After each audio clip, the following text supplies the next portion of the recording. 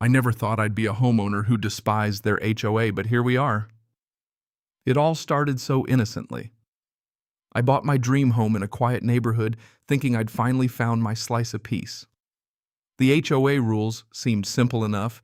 Keep your lawn tidy, no weird house colors, just the usual stuff. I'm a military vet, and order is something I appreciate. So I thought no problem. I even have two highly trained Belgian Malinois, Rex and Sasha. They're not just dogs, they're family, my security. I made sure to register them with the HOA, providing all their training certifications and vaccination records. Everything was above board. For the first few months, life was great. My neighbors were friendly, and the HOA seemed content with my meticulously kept yard. Then Karen moved in next door. And Karen wasn't just any neighbor. She was the self-appointed queen of the HOA. Suddenly, I started getting complaints. My trash cans were visible from the street for 2 hours too long. A single dandelion sprouted in my flower bed. And don't even get me started on my flagpole. Apparently, flying the American flag wasn't up to the new aesthetic code she was pushing. Each notice was petty, annoying, and always signed by the HOA board, clearly under Karen's influence. I complied, rolling my eyes every time. All I wanted was peace. I tried to be neighborly with Karen, but every time I'd see her peering over the fence, eyeing Rex and Sasha, with suspicion, muttering about aggressive-looking dogs, I could feel the tension. I politely explained they were professional working dogs, calmer and better behaved than most people. She just sniffed and walked away. But the real trouble began about a month ago. I started getting official warnings about excessive noise, specifically dog barking. Now that was baffling.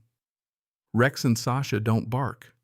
They're trained to stay silent unless there's a real threat. I work from home and I can count on one hand the number of times they've barked in the last year. So I did what any rational person would do. I installed security cameras. I wanted proof. And what did the footage show? Silence. I sent the video to the HOA proving there was no barking. But the notices kept coming. And they were escalating, 2 of them now, threatening fines. It was clear Karen was making up complaints, and the HOA was just rubber stamping them without a second thought. I felt like I was being targeted. So I decided to attend the next HOA meeting. Maybe I could clear things up.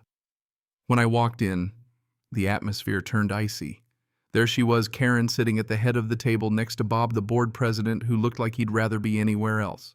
I presented my case calmly, video evidence, security logs, everything. But Karen, with that smirk I'll never forget, looked me dead in the eye and said, "Video can be edited. We have to take residents' complaints seriously. Those dogs are a menace." The board nodded along like a bunch of puppets. Then they voted to fine me $500 and demanded I get a professional K9 behavior assessment. Even though I'd already provided extensive training records, I was livid. I told them this was harassment and I wouldn't be paying a dime based on baseless accusations. That's when things took a turn for the worse. 2 nights later at 4 a.m., I was jolted awake, not by a loud noise but a subtle one. A soft click at my front door.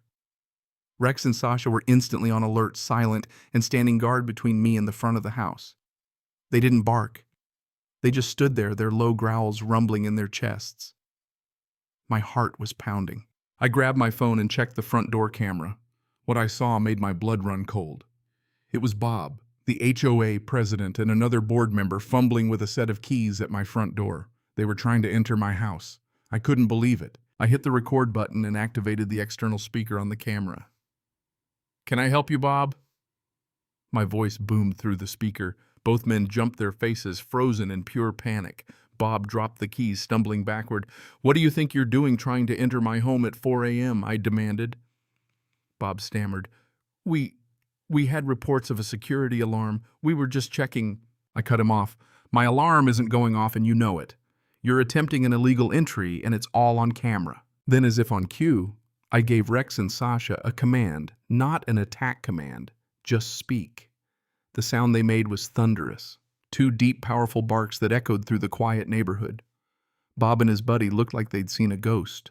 They scrambled backward, tripping over each other, and sprinted down my driveway, disappearing into the night. I saved the footage immediately. The next morning, I didn't just call the police. I marched into the station with my tablet and showed the officer the video. His eyes widened. "That's unlawful entry, sir," he said, shaking his head. He took my statement and a copy of the footage, assuring me they'd be paying Bob and his buddy a visit. Then I called my lawyer. When he saw the video, his eyes practically lit up. He drafted a letter to the HOA that was a masterpiece. It detailed the harassment, the false fines, and the attempted illegal entry, all backed by undeniable video evidence.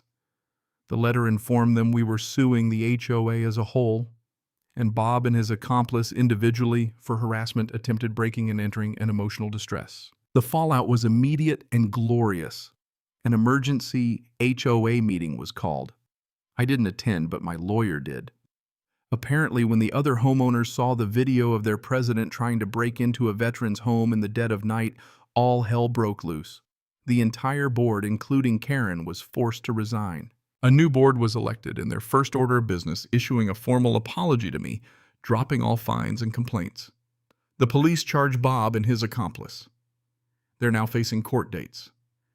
As for Karen Wells, she was humiliated and put her house up for sale just a week later. The new HOA board reasonable.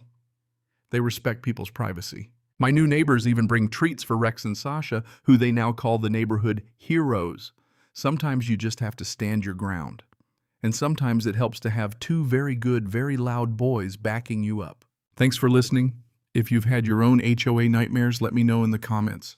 Don't forget to like and subscribe for more content. See you next time. I think the real takeaway from all this power doesn't always rest where we think it does.